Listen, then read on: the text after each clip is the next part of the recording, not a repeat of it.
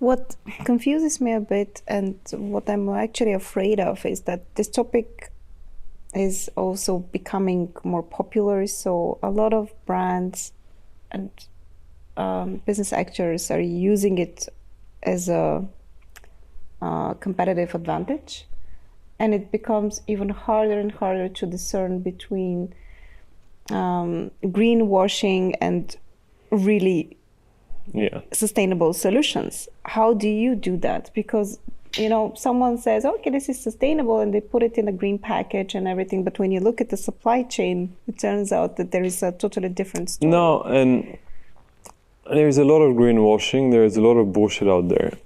And generally, and this is actually a very broad topic, so I don't know how deep we want to go, but generally, you have, and this is my own personal view, you have this pushing of responsibility to the consumer, right? Mm-hmm.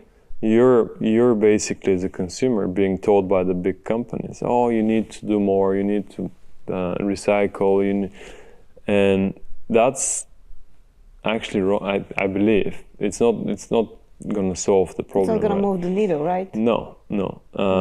What we need to do as a society is a top-down solution, right? You need to say, okay, your externality, your carbon emissions have a price, and we need to bake that into the price, and we need to make the producer actually pay that price, right? You can't try to push it down to the consumer using the morally right thing to do, right? You need to save water, you need to drive less, or you need to whatever, right? Mm-hmm. It's not going to move the dial, right? And it's just shirking of responsibility by the big businesses.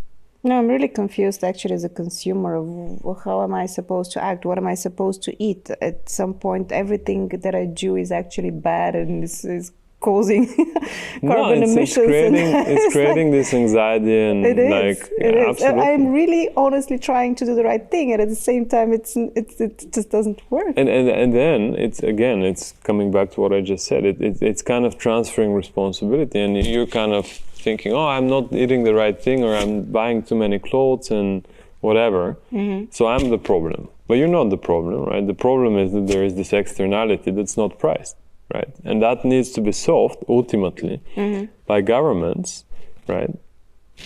Making big companies, making the producers price that externality. Governments and also corporations, they are also missing their targets. I mean, from what we have seen from the last COP meetings. So experts warn us that we are missing kind of like, the timeline, that it's already too late. Speaking of what needs to be done, I'm thinking that at this point, this smooth transitioning agenda, it just doesn't work. So we need like really bold moves. There's nothing smooth about this transition, right? Okay. It's not going to be smooth. And yes, we are missing the trajectories. We are way behind schedule. Actually, CO2 emissions are going up, right? We're not even going down yet, right? And the way, it's not an easy problem to solve, right? You have it's an externality. You have the free rider problem, right? So you always have an incentive to cheat, right? As a country or as a company or whatever. But at the end of the day, right, what we need to remember, which I think most people don't realize, is that this is an investment. This is one of the best investments we could make. For 2-3% of global GDP, right, you're actually avoiding something that's going to cost you 10-15%, right?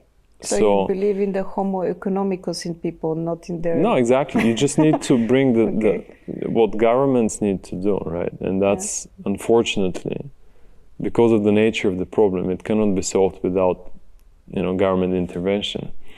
What governments need to do is kind of price the externality and bring the horizon forward, right? So that actually they incentivize people to make the right economic choice for themselves on a longer horizon. But at the end of the day, right, this is an economic optimization we're doing, right? Decarbonizing is not going to have a net cost, right? It's going to have a net benefit. And people don't realize that. A lot of people are saying, oh, why should I? It's going to be expensive, this green stuff. I think this is why we also started, looking away a bit from the topic, because it's so negatively charged. It's, you look at it and everyone is warning you of a disaster. And in your daily life, you don't want to have disasters all the time around you. I mean, we are already in kind of like a empathy fatigue from all the disasters that are happening in the past, only just in the past months and couple of years, let alone think of something that, okay, it's going to come in, I don't know, a couple of decades.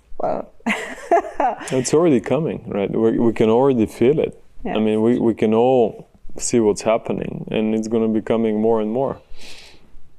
But I like your very business approach to the whole thing, approaching it from the idea of opportunity. I think this creates a bit more optimistic and positive frame of the issue. Yeah, well, this is how this is how the world functions, right? And it's like that quote about democracy, right? I feel the same way about capitalism. It's a bad system, but it's better than anything else we've invented. True. True. Although, I studied just a little economics, and I really remember, this way of thinking where you build the model based on the rational thinking of business actors who always strive for the biggest win. Business actors are not rational. I mean, it's a model. People are not rational. People are not. In an environment filled with disinformation, you can rely even less on this rational homo economicus that we actually spoke about. So it's a fake model.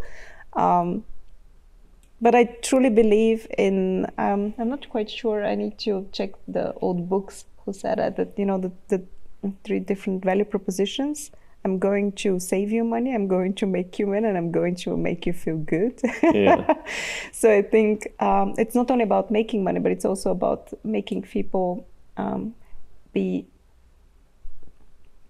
happy is a big word, but